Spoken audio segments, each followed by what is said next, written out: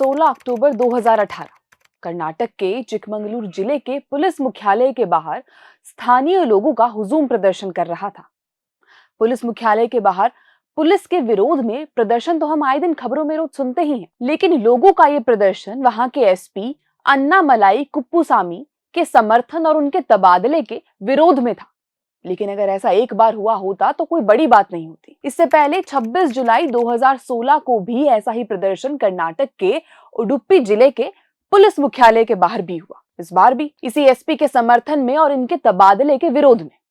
लोगों का कहना था कि ऐसा ईमानदार और अपने काम के प्रति सजग अफसर मिलना मुश्किल ही नहीं, नामुमकिन है। अन्नामलाई के लिए कहा जाता था कि वो जहां भी जाते लोगों के चहेते बन जाते। वो काम ही कुछ ऐसा करते थे। 17 जून 2015 की बात है। अन्नामलाई को कर्नाटक के उडुपी का एसपी बने हुए सिर्फ 6 महीने ही हुए थे और यहाँ 17 साल की बच्ची की रेप के बाद हत्या कर दी गई थी। उस बच्ची की मां ने अन्नामलाई से पूछा, क्या तुम मेरी बच्ची को वापस ला पाओगे? एक अखबार को दिए इंटरव्यू में अन्नामलाई ने कहा था, इसका जवाब देना मुश्किल था। एक माँ की आंखों में देखकर जवाब देना, जिसकी 17 वर्षीय बेटी के साथ रेप हुआ हो और फिर हत्या कर दी गई हो। मैंने उनसे कहा, नहीं, मैं ऐसा नहीं कर सकता, लेकिन मैं ये सुनिश्चित कर सकता हूं कि वो सबके दिलों में रहे, सबको याद रहे। आईपीएस अन्नामलाई ने जो शब्द कहे थे उन्हें पूरा करने का काम शुरू किया।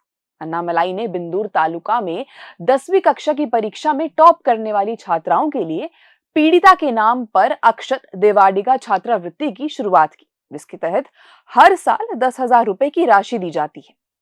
27 मार्च 2015 को उडुपी पुलिस ने एक सुरक्षा ऐप भी लॉन्च किया। इस ऐप के तहत कोई भी व्यक्ति पुलिस को शिकायत दर्ज कर सकता है, साथ ही उस शिकायत पर क्या काम हो रहा है वो भी ट्रैक कर सकता था। इसके अलावा लोग अपनी शिकायत सीधे एसपी को भेज सकते थे। ये वहां के लोगों के लिए एक बड़ा फैसला था, जिसे आम लोगों ने खूब सराहा। इस ऐप को लॉन्च करने वाले खुद तत्कालीन एसपी अन्नामलाई ही थे। अब बताइए, ऐसे व्यक्ति को जनता क्यों नहीं प्यार करेगी? अन्नामलाई की सबसे ज्यादा चर्चा कब हुई? दरअसल अन्नामलाई अब तमिलनाडु बीजेपी के अध्यक्ष हैं और उनकी वजह से एनडीए गठबंधन में बड़ा बवाल हो गया था। 11 सितंबर 2023 को अन्नामलाई ने द्रविड़ आइकन सीएन अन्नादुराई पर टिप्पणी की थी। उन्होंने आरोप लगाया था कि अन्नादुराई ने साल 1956 में मदुरै में एक कार्यक्रम में हिंदू धर्म का अपमान किया था। अन्नामलाई के मुताबिक अन्नादुराई को अपनी टिप्पणी के बाद मदुरै में छिपना पड़ा और जब तक माफी नहीं मांगी तब तक वो बाहर नहीं आ सके।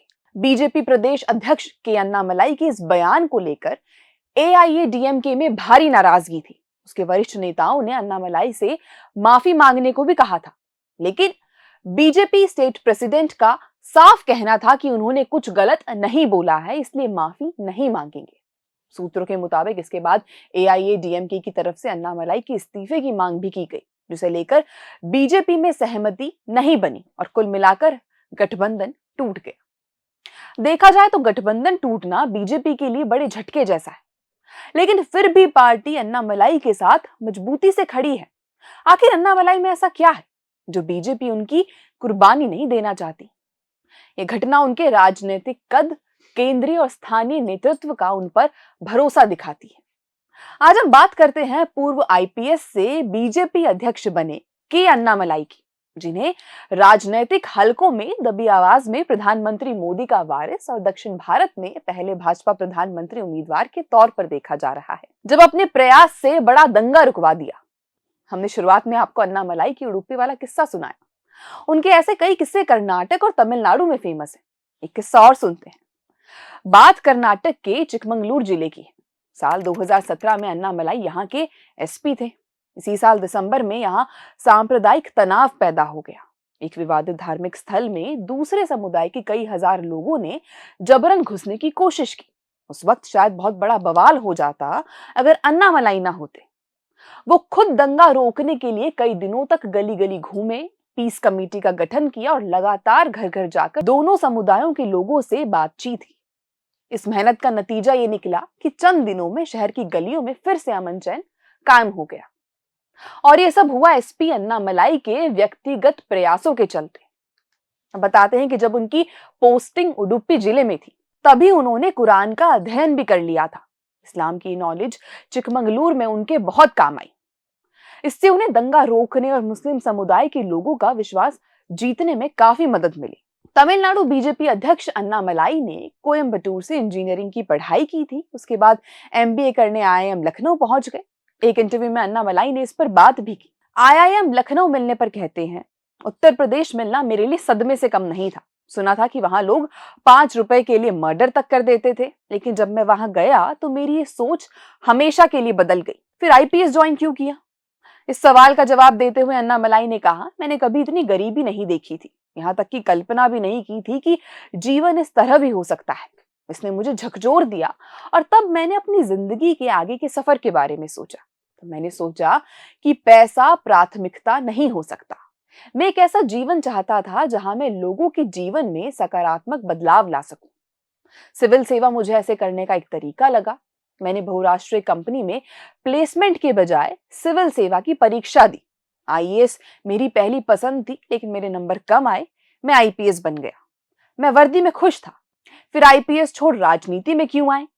साल 2019 में पुलिस सेवा से इस्तीफा देते वक्त अन्नामलाई बैंगलोर दक्षिण के डीसीपी थे।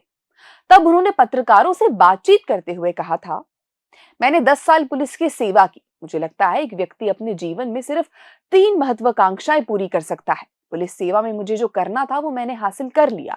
अब आगे का रास्ता तय करूंगा। उसके बाद अन्नामलाई 25 अगस्त 2020 को बीजेपी में शामिल हुए।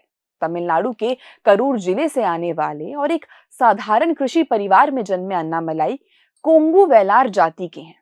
इनकी जाति आजादी के वक्त तो अगड़ी जातियों में आती थी, लेकिन 1975 से इसे बैकवर्ड जाति का दर्जा दे दिया।